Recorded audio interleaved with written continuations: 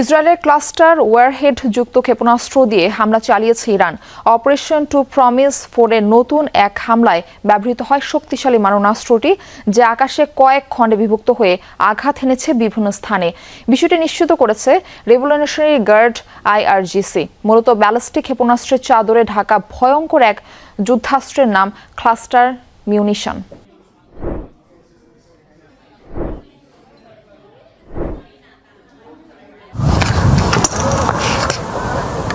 বৃহস্পতিবার স্থানীয় সময় রাত আকাশ প্রতিরক্ষা ব্যবস্থা ভেদ করে ইসরায়েলের ব্যস্ত রাজধানী তেল আবিবে আঘাত হানে ইরানের একটি ক্ষেপণাস্ত্র। মিসাইলটির বিধ্বংসী রূপ ধরা পড়ে ক্যামেরায়। রেভলিউশনারি গার্ড IRGCর দাবি, এটি ছিল একটি ক্লাস্টার ওয়ারহেডযুক্ত খাইবার শেকান মিসাইল, যা মাটি থেকে স্বল্প উচ্চতায় কয়েকটি সাবমিউনিশনে বিভক্ত হয়ে আঘাত হানে তেল আবিবের বিভিন্ন স্থানে। খাইবার শেকান নামের এই মিসাইল ইরানি অস্ত্রভাণ্ডারে নতুন, যার নামের অর্থ দুর্গ বিধ্বংসী।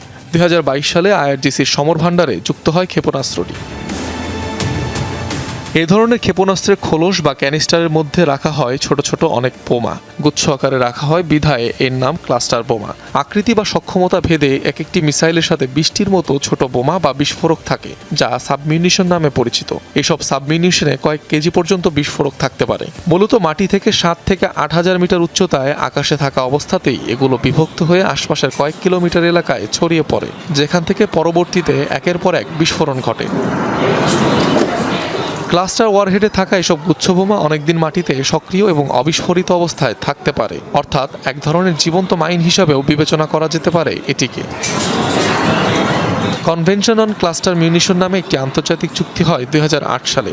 নিষিদ্ধ করা হয় ক্লাস্টার বোমার সংরক্ষণ, পরিবহন ও ব্যবহার। 100-রও বেশি দেশ তাতে সই করে। অবশ্য চুক্তিবদ্ধ হয়নি যুক্তরাষ্ট্র, ইসরায়েল কিংবা ইরান।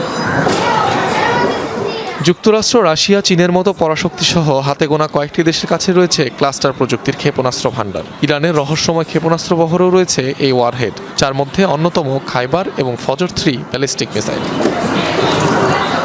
অনিক রহমান, যমুনা নিউজ।